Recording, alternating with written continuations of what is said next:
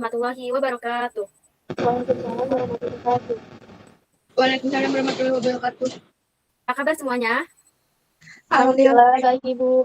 Baik Ibu. Baik, sebelumnya absen terlebih dahulu ya. Linknya Ibu kirim di room chat. Baik Ibu. Baik Ibu, terima kasih. Sudah semua absennya? Sudah Ibu. Sudah Ibu. Baik, sebelum belajar, langkah baiknya berdoa terlebih dahulu ya. Silahkan salah satu KM-nya siapkan. Baik teman-teman, sebelum belajar, alangkah baiknya kita berdoa mulai. Amin, selesai. Baik, sekarang Ibu akan mulai presenting dulu ya. Apakah sudah terlihat PPT-nya? Sudah Ibu. Ya, pada pembelajaran pagi hari ini yaitu tentang global warming. Nah, ada yang tahu nggak sih apa global warming itu? Baik Ibu, izin menjawab. Ya, silahkan Asri. Ya Ibu, yang saya pahami tentang pemanasan global atau global warming itu merupakan suatu bentuk ketidakseimbangan ekosistem di bumi akibat terjadinya proses peningkatan suhu rata-rata atmosfer, laut, dan daratan di bumi. Cukup Ibu. Ya, bagus sekali ya. Jadi, pemanasan global atau global warming yaitu istilah yang digunakan untuk menggambarkan peningkatan suhu rata-rata atmosfer bumi dan lautan secara bertahap, serta sebuah perubahan yang diyakini secara permanen mengubah iklim bumi. Nah, kalian tahu nggak sih dari ketiga gambar ini melatar belakangi apa? Ada yang bisa jawab? Yang melatar belakangi itu adalah ini Bu, aktivitas manusia. Kalau kan aktivitas manusia itu suka sekali buang puntung rokok sembarangan, itu juga bisa menyebabkan kebakaran hutan. Belum lagi konsleting listrik akibat penduduk yang padat.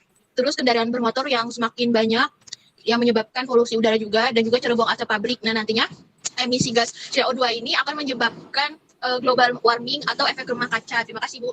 Ya, bagus sekali ya, Evin. Jadi, dari ketiga gambar tersebut tuh menggambarkan penyebab global warming. Nah, di sini ada penyebab global warming. Yang pertama, emisi karbon dioksida yang berasal dari pembakaran bahan bakar fosil sebagai pembangkit tenaga listrik. Yang kedua, emisi karbon dioksida yang berasal dari pembakaran gasolin sebagai bahan bakar alat transportasi. Yang ketiga, emisi metana dari hewan, lahan pertanian, dan dari dasar laut Arktik.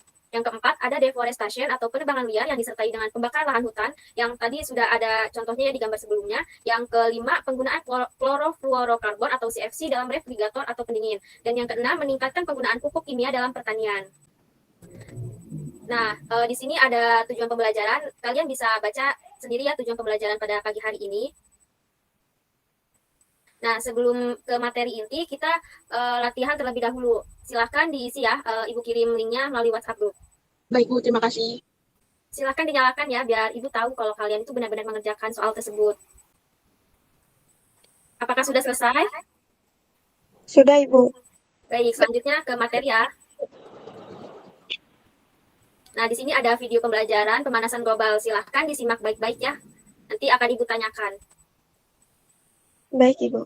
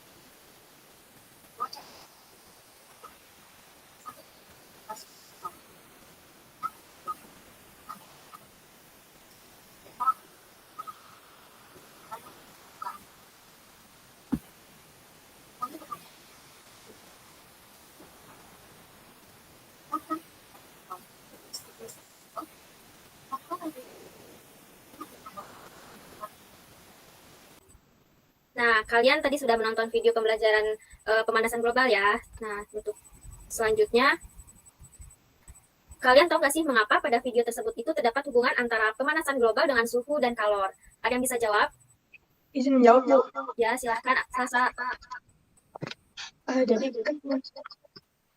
Jadi pemanasan global itu kan kondisinya itu akibat memanasnya bumi secara umum. Nah, akibat ulah manusia yang tidak bertanggung jawab dalam memproduksi gas-gas sehingga mempengaruhi kondisi permukaan bumi yang bertambah panas. Nah, pemanasan global ini kan disebabkan oleh jumlah kendaraan, hasil pembakaran industri, gitu-gitu, Bu.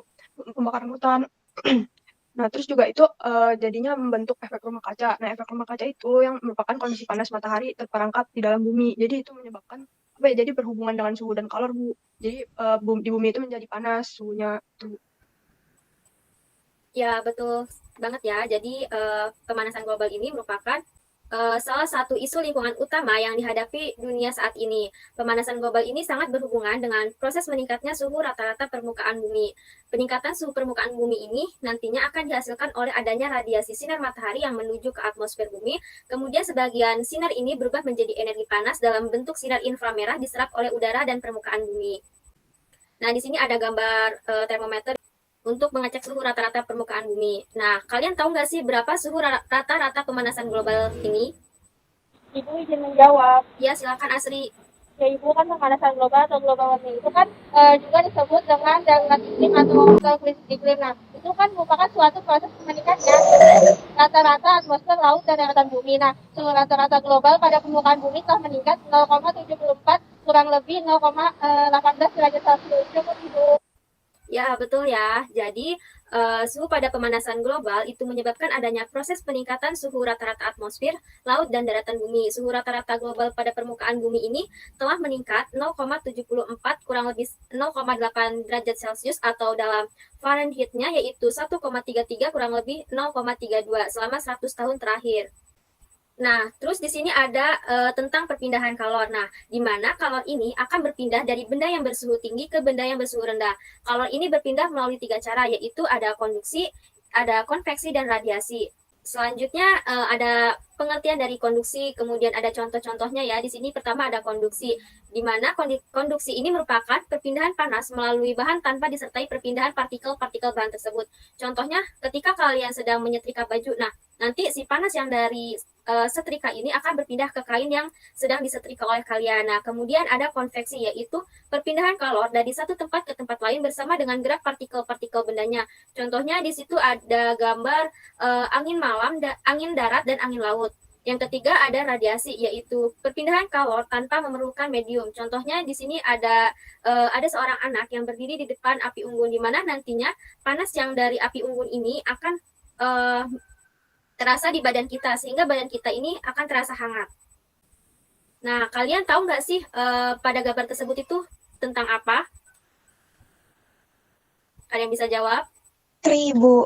Ya, silakan Tri. Menurut saya itu gambar interaksi antara makhluk hidup dan lingkungannya, Bu.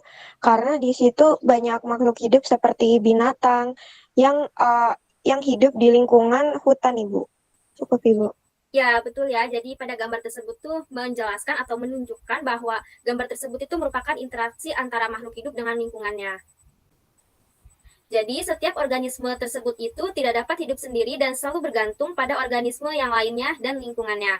Saling ketergantungan ini akan membentuk suatu pola interaksi, di mana ketika terjadi interaksi antara komponen biotik dengan komponen abiotik, dan terjadi juga interaksi antar sesama komponen biotik. Nah, yang pertama di sini ada interaksi antara makhluk hidup dengan makhluk hidup yang lain. Interaksi antara makhluk hidup dengan makhluk hidup yang lain ini dapat terjadi melalui rangkaian peristiwa makan dan dimakan seperti rantai makanan, jaring-jaring makanan, dan piramida makanan. Selain itu juga melalui bentuk hidup bersama, yaitu simbiosis. Kalian tahu tidak sih macam-macam simbiosis itu ada berapa macam? Ada yang tahu tidak? Izin menjawab. Iya, silakan. Silakan Asri. Baik, Ibu, simbiosis itu yang saya ketahui ada 3 macam, di mana ada simbiosis mutualisme, simbiosis komensalisme, dan simbiosis parasitisme, Ibu. Ya, betul sekali ya. Jadi macam-macam simbiosis itu ada 3. Yang pertama simbiosis mutualisme, yang kedua simbiosis komensalisme, dan yang ketiga simbiosis parasitisme. Simbiosis mutualisme ini merupakan suatu hubungan 2 jenis individu yang saling memberikan keuntungan satu sama lain. Di sini contohnya ada kupu-kupu yang sedang memakan nektar. Kedua, ada simbiosis komensalisme, merupakan hubungan interaksi dua jenis individu yang memberikan keuntungan kepada salah satu pihak, tetapi pihak lain ini tidak mendapatkan kerugian. Contohnya ada ikan hiu dan ikan remora. Yang ketiga ada simbiosis parasitisme, yaitu hubungan dua jenis individu yang memberikan keuntungan kepada salah satu pihak dan kerugian pada pihak lain. Contohnya itu ada nyamuk yang sedang menggigit kulit manusia, sehingga di nyamuk ini akan memberikan keuntungan, akan tetapi di kulit manusia ini mendapatkan kerugian karena darahnya ini diserap oleh nyamuk. Nah, untuk materi cukup. Apakah ada yang ingin ditanyakan? Ibu, saya izin bertanya. Ya, silakan Salsa. Jadi, upaya apa sih Bu yang dapat dilakukan untuk mengurangi dampak dari pemanasan global? Ya, jadi untuk upaya penanganan pemanasan global ini bisa mengurangi emisi gas rumah kaca dan melakukan reboisasi hutan. Di mana gas rumah kaca ini kan tadi sudah dijelaskan bahwa yaitu gas rumah kaca karbon dioksida yang harus dikurangi jumlahnya, misalkan dengan mengurangi penggunaan kendaraan pribadi dan mengurangi asap dari pembakaran hutan. Kalau untuk reboisasinya ini diperlukan untuk meremajakan hutan yang penting dalam menyerap karbon dioksidanya. Ada yang ingin ditanyakan kembali? Saya cukup Ibu. Udah Ibu, Baik, terima kasih. kalau sudah cukup, untuk materi pada pagi hari ini sudah paham? Paham Ibu. Sudah Ibu. Ada yang ingin menyimpulkan pembelajaran pada pagi hari ini? Eftin mau Ibu. Ya, silakan Eftin. Jadi pemanasan global atau global warming ini menjadi salah satu isu lingkungan Ibu yang utama terhadap dunia pada saat ini. Terus pemanasan global ini tuh berhubungan sama proses yang dihasilkan oleh radiasi sinar matahari yang menuju ke atmosfer bumi, yang kemudian sebagian sinar ini akan berubah menjadi energi panas dalam bentuk sinar inframerah diserap oleh udara dan permukaan bumi, yang nantinya penyebabnya itu bisa dari kebakaran yang tadi sudah dijelaskan Ibu, terus penggunaan CFC dalam regulator atau pendingin, ataupun asap kendaraan dan sebagainya. Nah, kaitannya pemanasan global sama kolor itu karena adanya proses peningkatan suhu rata-rata atmosfer, laut, dan daratan bumi. Serta suhu bumi itu udah meningkat Ibu dari 0,74 sampai dengan 0,18 derajat Celcius selama 100 tahun terakhir ini. Terus pemanasan global juga sangat berdampak pada keseimbangan ekosistem. Terima kasih Ibu. Ya, terima kasih Eftin. Jadi, tadi benar ya yang dikatakan oleh Eftin bahwa kesimpulan pada pembelajaran pagi hari ini yaitu pemanasan global ini menjadi salah satu isu lingkungan utama yang dihadapi dunia saat ini, di mana pemanasan global ini berhubungan dengan proses meningkatnya suhu rata-rata permukaan bumi.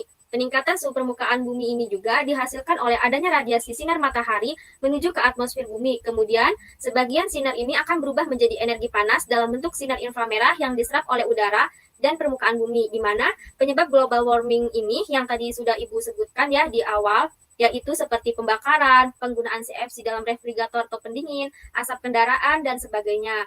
Pemanasan global ini juga ada kaitannya dengan kalor, yaitu pemanasan global ini akan menyebabkan adanya proses peningkatan suhu rata-rata atmosfer, laut, dan daratan bumi. Suhu rata-rata global pada permukaan bumi ini telah meningkat 0,74 sampai 0,8 derajat Celcius.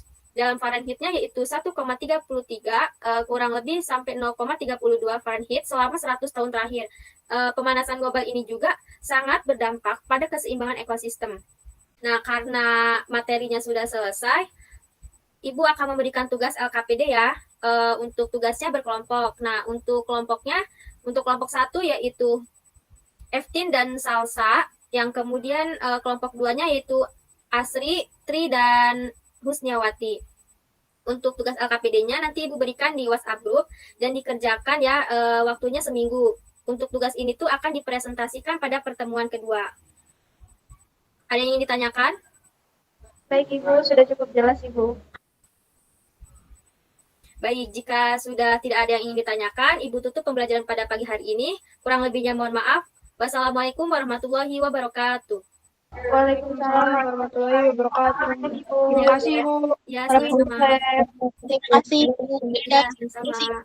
juga saya terus untuk teman-temanku semua. Ya, terima kasih Eftin.